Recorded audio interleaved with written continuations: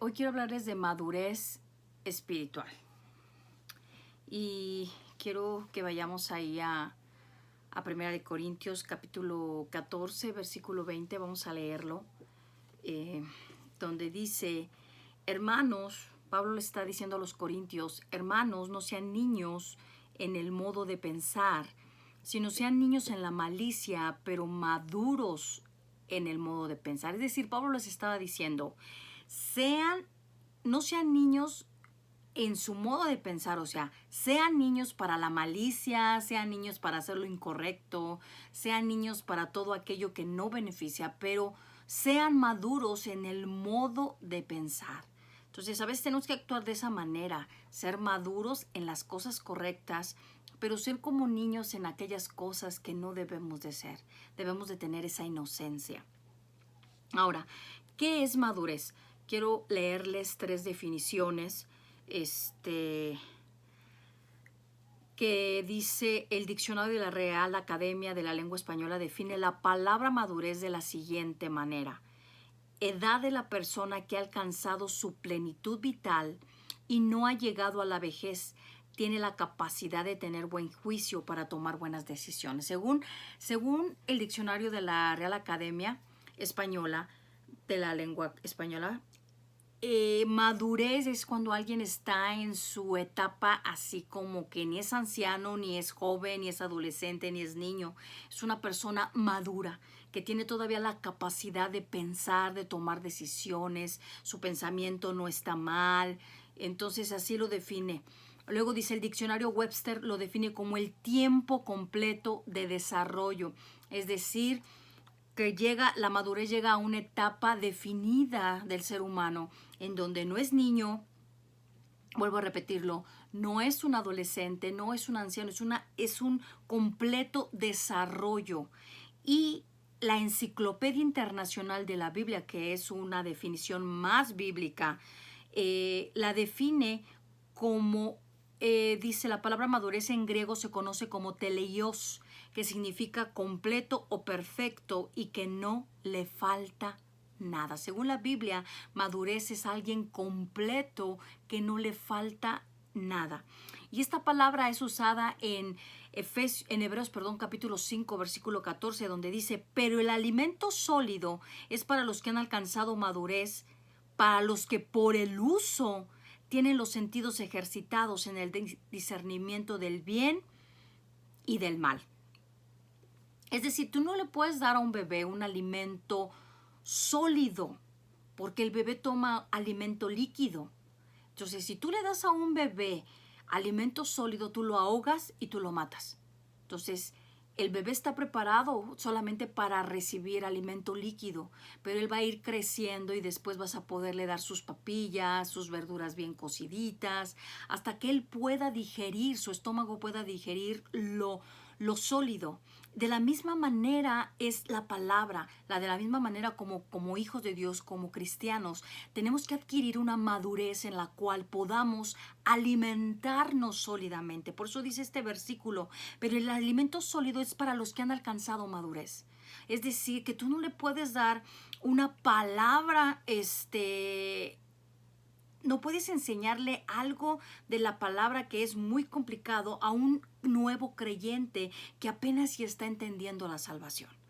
Porque tiene que empezar con lechita, con alimento líquido, para después venir a un alimento sólido. Pero los que ya hemos ejercitado, ya nos estamos madurando, ya hemos estado leyendo la palabra, ya la hemos estado entendiendo, vamos a adquirir y vamos a ser ejercitados en discernir entre el bien y el mal. Habiendo dicho esto, deducimos que ser maduro entonces es ser completo de carácter. Ahora, ¿en dónde se puede reflejar la madurez espiritual? La madurez se refleja en el comportamiento que nosotros tenemos. Mateo capítulo 7, versículo 16 dice: por sus frutos los conocerán. ¿Acaso se recogen uvas de los espinos o higos de los abrojos? Sabes, la importancia de ser maduros o ser completos de carácter es para que respondamos debidamente a diversas situaciones o circunstancias que se nos presentan en nuestra vida. Entonces, vamos a ver ahorita en Marcos capítulo 11, versículo de 12 al 14, vamos a estar viendo varios versículos, muchos versículos. Este relato tiene mucho que ver con la madurez espiritual. Entonces, vamos a leer este versículo que dice: al día siguiente, cuando salieron de Betania, tuvo hambre, y viendo de lejos una higuera que tenía hojas, fue a ver si tal vez hallaba en ella algo. Pero cuando llegó a ella, nada halló sino hojas, pues no era tiempo de higos. Entonces Jesús dijo a la higuera: nunca jamás coma nadie fruto de ti. Y lo oyeron sus discípulos. Ahora, ¿cuál fue el problema de la higuera? Marcos nos está informando que no era tiempo de recoger higos, no era el tiempo. Voy a poner un ejemplo. La Pascua siempre se celebra entre marzo y abril. Supongamos que la Pascua se celebra entre marzo y abril. Entonces, la higuera tenía que dar fruto entre mayo y junio, pero se tenían que ver unos pequeños frutos entre marzo y abril. Pero cuando Jesús busca estos pequeños frutos en la higuera y no encuentra nada, Jesús ya sabía en ese momento que la higuera ya no iba a producir ningún fruto. Ya por eso en ese momento se lee que Jesús maldice a la higuera. ¿Por qué? Porque Jesús ya sabía, si esa higuera iba a dar fruto, ya hubiera en ese momento dado señales de pequeños frutos, pero había solamente hojas. No había una indicación de que la higuera fuera a producir absolutamente nada en ese año. Las hojas daban una falsa información de la higuera. Ella estaba reverdecida, ella se veía preciosa, pero cuando Jesús se acerca para ver si encontraba aquellos pequeños frutos, no encontró absolutamente nada.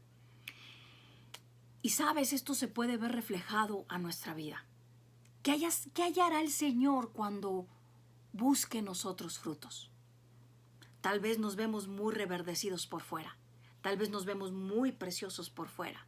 Pero cuando Jesús se acerca a nuestras vidas, entonces Él está encontrando absolutamente nada. No hay frutos, solamente estamos dando una falsa apariencia de cristianos. Estamos dando una falsa apariencia que estamos dando según frutos, pero cuando Jesús, que Él nos conoce realmente como somos, se acerca a nosotros, Él se da cuenta que no hay frutos. ¿Qué hallará Jesús? ¿Qué resultados va a encontrar Jesús en nuestras vidas? Así como no encontró absolutamente nada en la higuera, tal vez no estemos dando frutos y Jesús no encuentre absolutamente. ¿Somos apariencia solamente? Ahora, debemos procurar ser como el árbol que nos habla en Salmos capítulo 1, que dice: bienaventurado el varón que no anduvo en consejo de malos, ni estuvo en camino de pecadores, ni en silla de escarnecedores se ha sentado, sino que en la ley de Jehová está su delicia, y en su ley medita de día y de noche. Será como árbol plantado junto a corrientes de agua que da su fruto en su tiempo, y su hoja no cae, y todo lo que hace prosperará.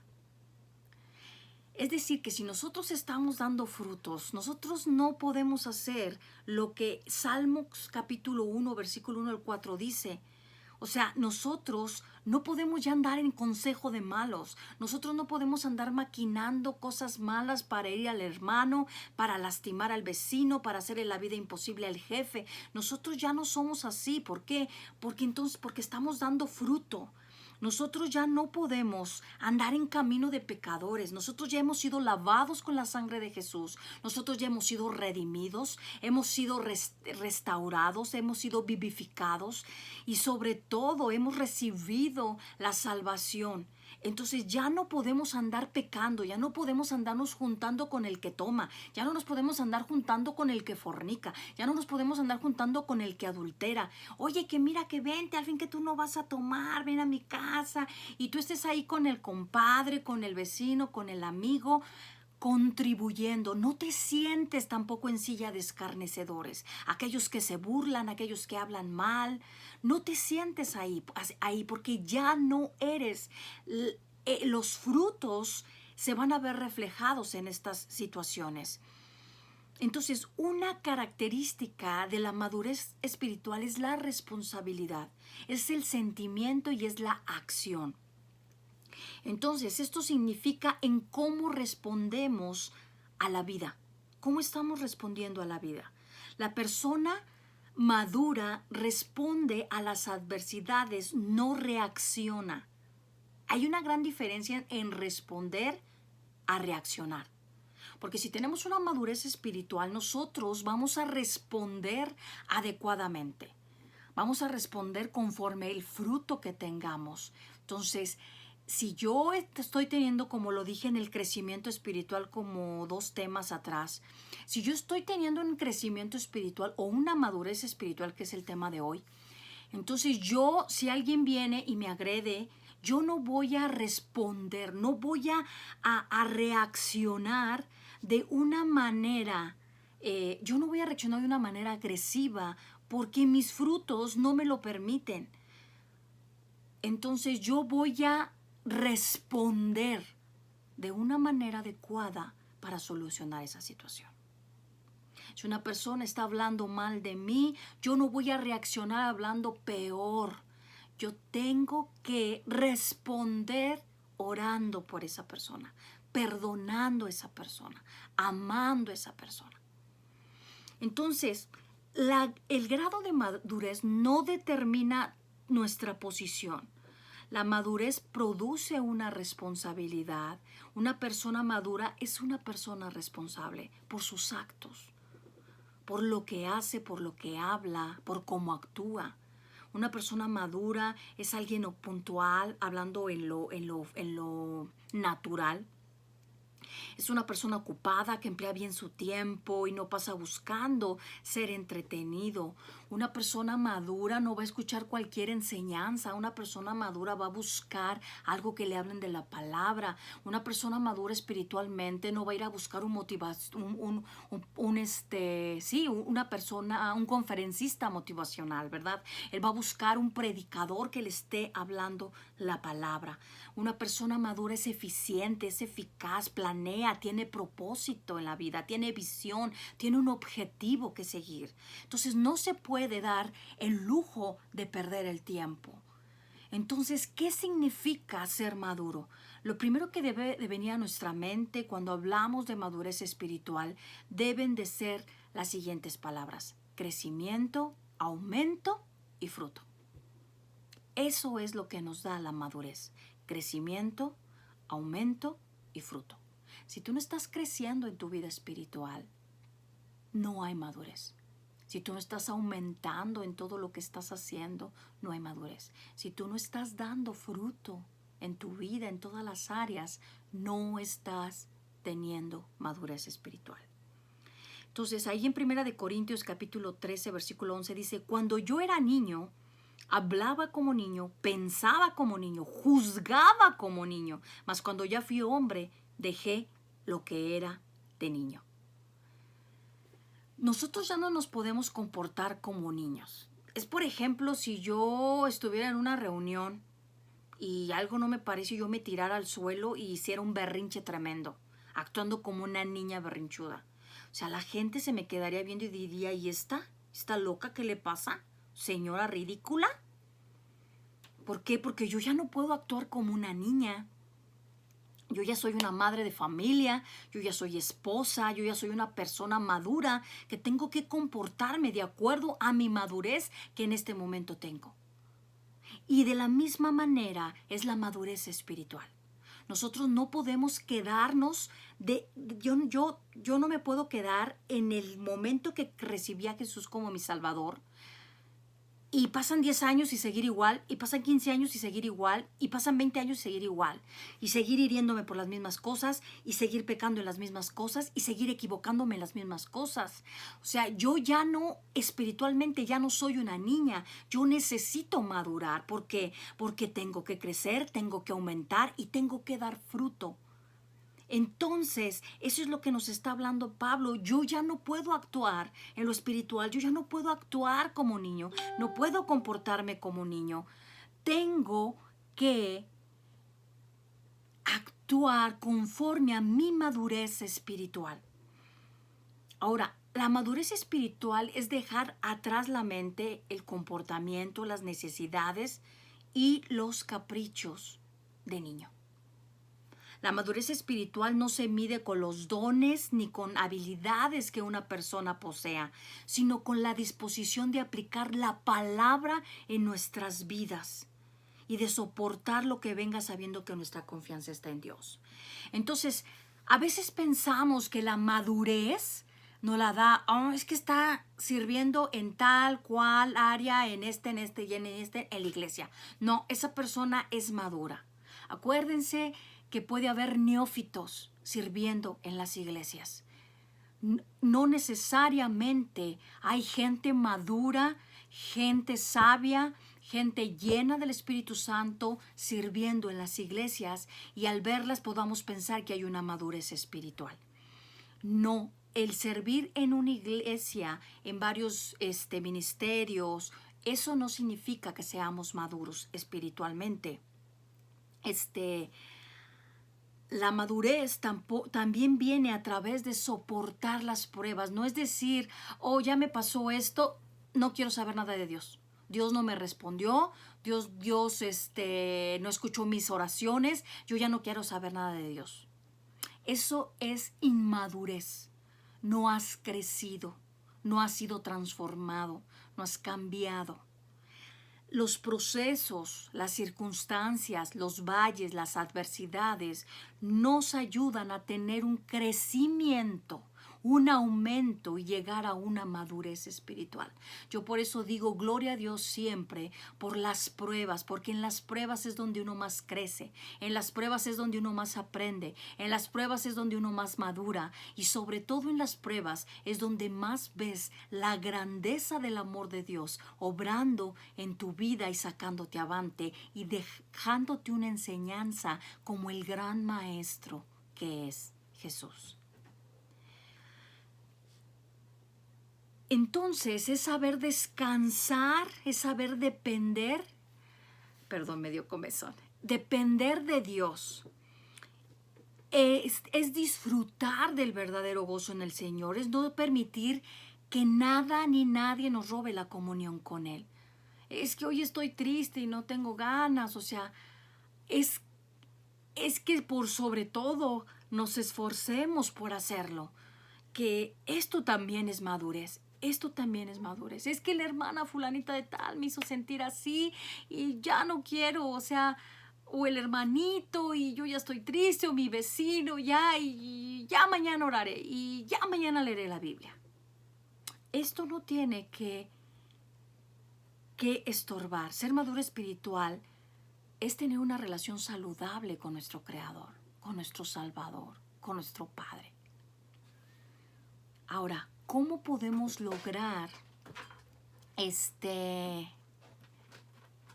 perdón, tengo mi gato. ¿Cómo podremos lograr un crecimiento balanceado? El perfecto ejemplo del verdadero crecimiento lo vamos a ver en 2 de Pedro capítulo 3, versículo 18, que voy a leer. Dice, antes bien crezcan en la gracia y el conocimiento de nuestro Señor y Salvador Jesucristo. A Él sea gloria, ahora y hasta el día de la eternidad. Amén. Ahora, ¿cómo obtenemos esta madurez espiritual? La madurez espiritual la vamos a obtener a través de las enseñanzas de la palabra de Dios. La vamos a obtener a través de la enseñanza de Cristo, de lo que Él nos muestra, a través de su salvación, pero es con una correcta aplicación en nuestro diario vivir. De esa manera vamos a tener y adquirir una madurez espiritual. Ahora, la madurez espiritual es la meta de la iglesia para cada uno de sus miembros. Lo que más quiere la iglesia es que sus miembros crezcan, maduren, ¿verdad? no quieren que se queden como llegaron el primer día a ese lugar. Entonces, el objetivo de nuestro crecimiento espiritual es el parecernos cada día más a Jesús.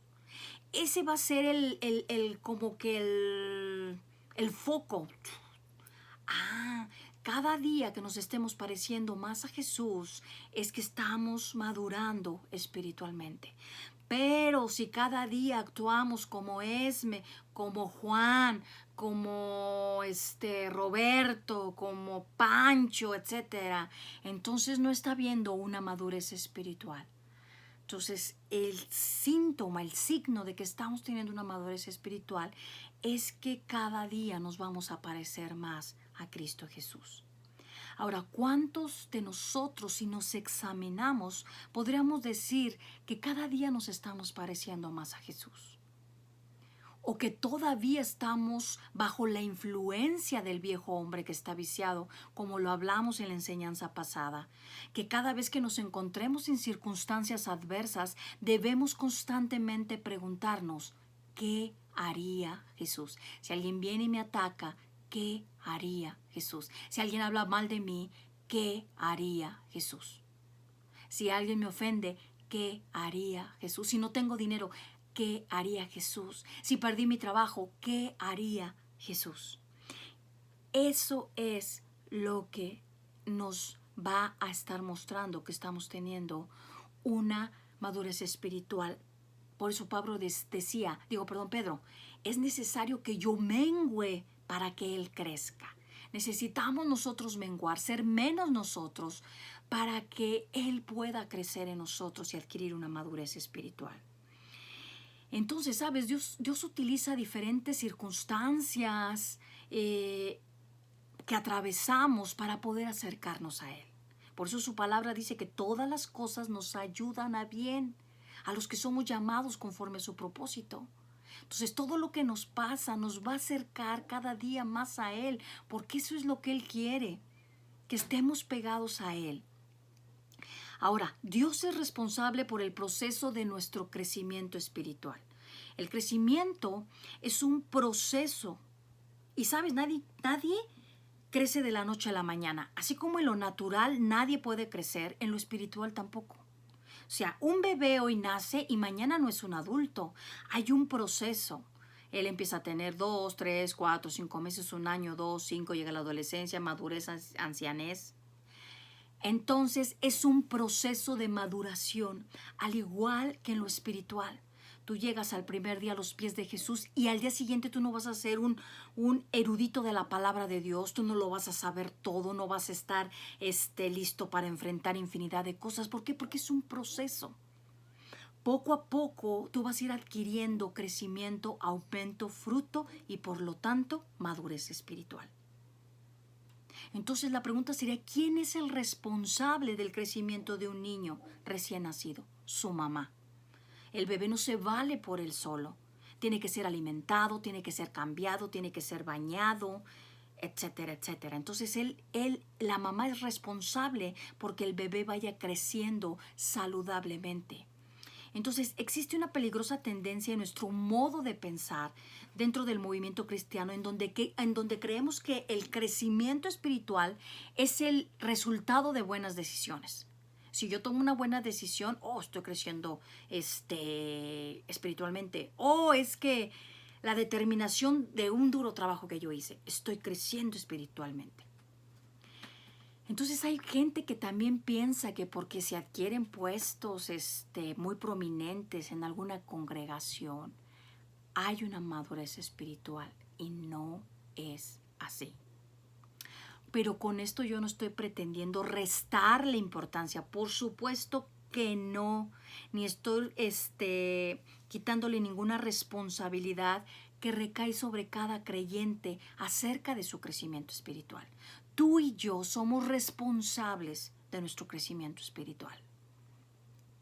Primera de Corintios capítulo 3, versículo 7 al 9 dice, así que ni el que planta es algo, ni el que riega, sino Dios que da el crecimiento, y el que planta y el que riega son una misma cosa, aunque cada uno recibirá su recompensa conforme a su labor, porque nosotros somos colaboradores de Dios y ustedes sois la labranza de Dios, edificio de Dios. ¿Sabes? La actitud del creyente debe de ser siempre de acreditar a Jesús. Siempre.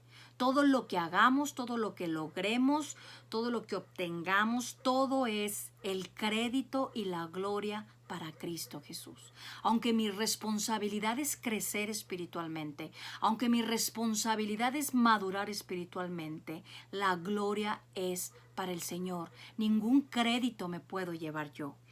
Entonces, Dios es ese buen jardinero que utiliza todas las herramientas necesarias para cuidar nuestra vida espiritual, para que tengamos crecimiento. Dice 1 Corintios capítulo 15, versículo 10, dice, por la gracia de Dios soy lo que soy. Pablo está diciendo, o sea, yo aunque sé todo, me sé la palabra, las leyes de aquí para acá, he sido esto y otro y lo otro, por la pura gracia de Dios soy lo que soy. Pablo estaba reconociendo que Jesús era en él. Él no se estaba llevando ningún crédito, él no se estaba llevando ninguna gloria. En otras palabras, nosotros como hijos de Dios, como cristianos, cuando lleguemos a ser o a lograr o alcanzar algo, es simplemente por la gracia y el poder de Dios, nada más. Solamente por Él. Si somos salvos es por su gracia y no por nada que podamos contribuirle a esta causa. Tú y yo no hicimos absolutamente nada para que Él nos diera la salvación. Al contrario, Él hizo todo, absolutamente todo. Dios es finalmente el responsable, escúchame bien, Dios es finalmente el responsable por el proceso de crecimiento en nuestras vidas, desde el principio hasta el final. Él nos escogió desde antes de la fundación del mundo para hacernos parte de su familia, para hacernos sus hijos. En Efesios capítulo 1, versículo 4 dice, según nos escogió en Él antes de la fundación del mundo, para que fuésemos santos y sin mancha delante de Él. Él nos ha escogido para que seamos santos y sin mancha delante de Él. Así que Dios, a través de su precioso Espíritu Santo, quiere que nos acerquemos a Él, a tener una comunión y una relación más íntima. ¿Por qué? ¿Por qué quiere Dios que tengamos una relación con Él? ¿Por qué quiere que tengamos comunión? Porque quiere moldearnos, porque quiere hacernos a su imagen y semejanza. Porque si no tenemos una comunión con Él, no vamos a ser cambiados, no vamos a ser transformados, no vamos a madurar. Y es para eso que el Señor quiere acercarnos a una relación más íntima con Él. Filipenses capítulo 1, versículo 6 dice, estando persuadido de esto, que el que comenzó en ustedes la buena obra, la perfeccionará hasta el día de Jesucristo. El verdadero creyente debe de crecer. Nunca se puede quedar en el mismo lugar. Nunca se debe de quedar estancado. ¿Sabes? Pero déjame decirte algo. Dios es responsable por el proceso, no por el resultado. Vuelvo a repetir. Dios es responsable por el proceso, mas no por el resultado. ¿Sabes por qué? Porque si así fuera, yo sería el culpable de que existan muchos cristianos inmaduros. Este mismo principio lo podemos encontrar en la doctrina de la salvación. Dios nos ofrece nuestra salvación. Su salvación. Dios es responsable de proveer la salvación, pero no es responsable de las personas que se pierden por no aceptarlas, por no aceptar la salvación. Entonces lo mismo pasa con el crecimiento. Dios es responsable por nuestro proceso de crecimiento, pero si tú y yo no le echamos ganas y el resultado no es el adecuado, Dios no es el culpable. Dios no es el responsable de que tú no crezcas. Dios te está dando todas las herramientas necesarias para que tú madures, para que tú crezcas, para que tú te aumentes, para que tú tengas fruto. Pero el resultado depende solamente de ti y de mí. Finalmente, Dios es responsable, como lo acabo de decir, de proveer todos los elementos necesarios. Entonces, si eso es así, porque hay cristianos que no crecen. Aunque Dios es completamente responsable por la provisión para nuestro crecimiento espiritual, no podemos restarle importancia a nuestro propio esfuerzo, a nuestra propia diligencia, a nuestra propia disciplina. Es más, la misma Biblia sugiere que nuestra diligencia es esencial para el proceso de crecimiento. Dios no tiene candidatos. Dios tiene escogidos. Y qué glorioso que te haya escogido a ti y a mí para cumplir su propósito sobre esta tierra. Sabes, el llamado de Dios es una promoción, pero no es una promoción como la que el hombre da. El llamado de Dios no es como cuando el hombre te da algo. Cuando Dios llamó a Josué, lo promovió de siervo a líder, porque Moisés ya había muerto. Pero la obra de Dios tenía que seguir y necesitaba un líder. Y Dios mismo fue quien eligió a Josué y lo promovió. Cuando Dios te promociona, cuando Dios te promueve, nadie, absolutamente nadie, podrá hacer nada. El llamado de Dios está diseñado para que tú seas exitoso, para que yo sea exitosa en lo que pone en nuestras manos, para que tengamos victoria, para que funcione.